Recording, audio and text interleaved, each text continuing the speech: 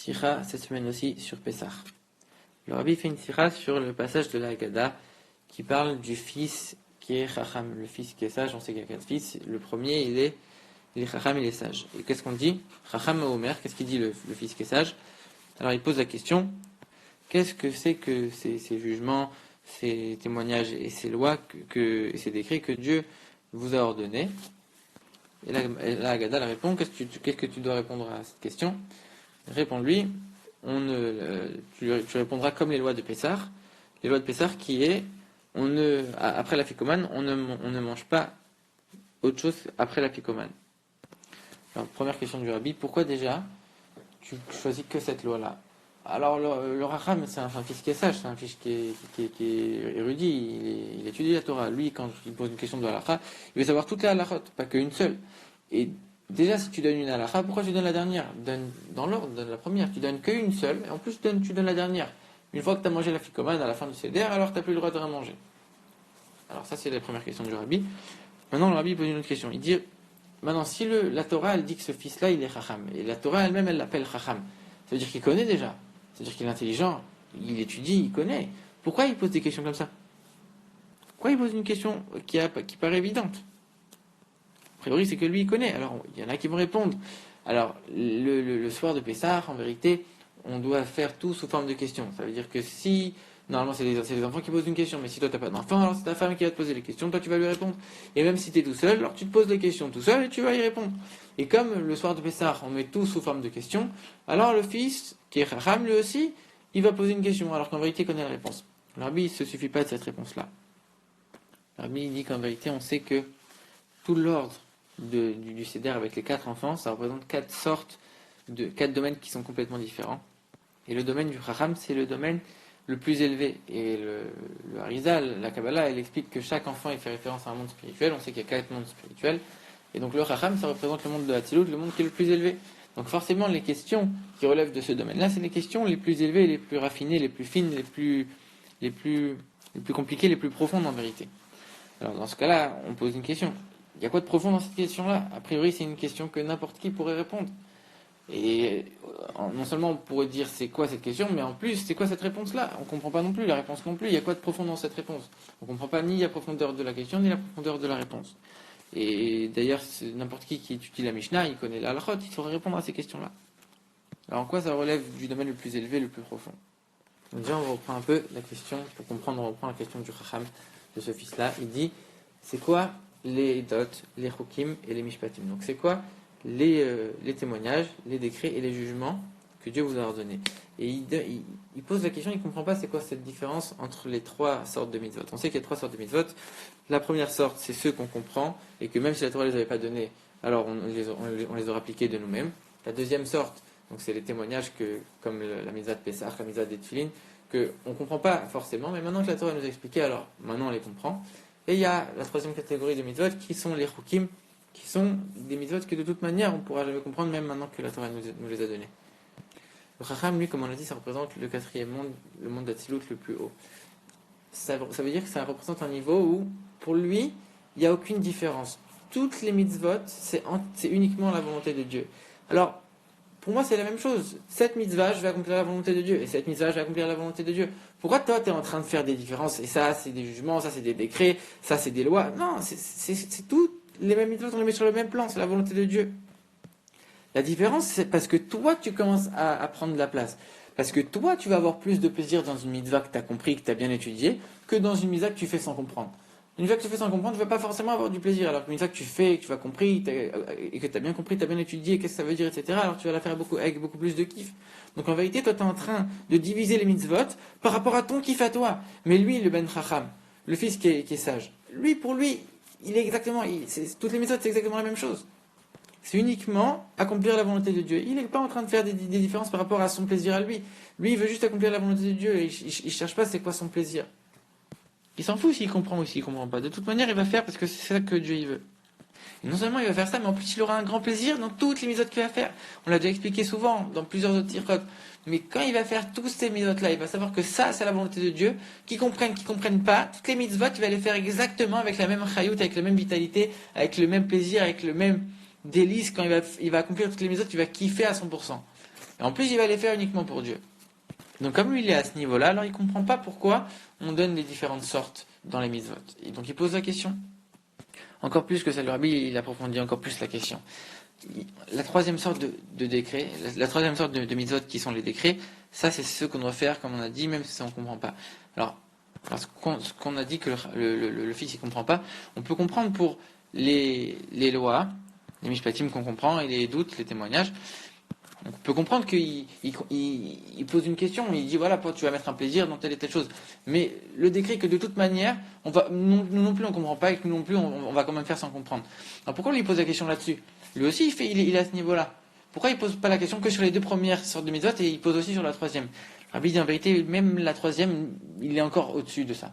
La troisième question, on a dit quoi? C'est les décrets. Les décrets, ça veut dire, Dieu il te dit voilà, moi je t'ai ordonné de faire comme ça, et t'as pas le droit de contester, t'as pas le droit de faire quoi que ce soit.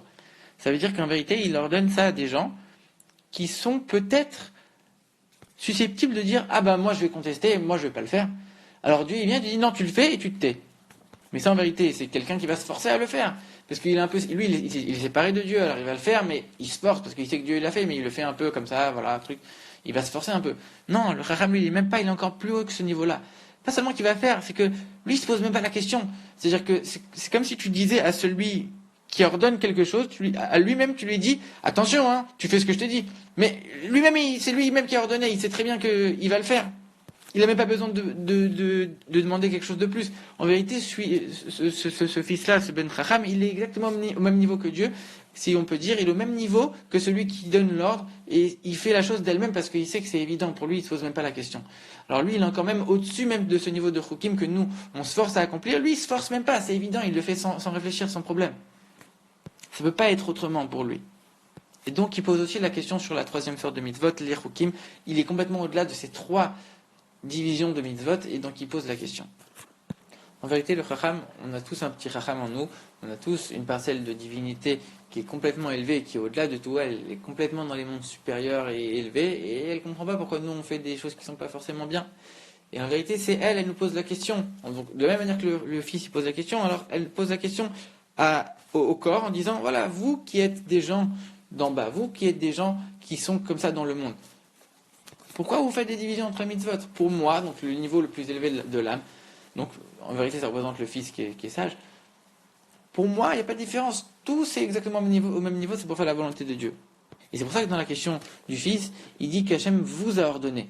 En vérité, lui il est tellement au-dessus que il représente le niveau de l'âme qui est au-dessus de tout, qui est dans les mondes supérieurs, et qui pose la question au niveau de l'âme qui est dans le corps, et qui dit mais vous qui êtes en bas, pourquoi vous avez tellement de mal à faire la volonté de Dieu, à tel point que vous mettez des différences dans les mitzvot?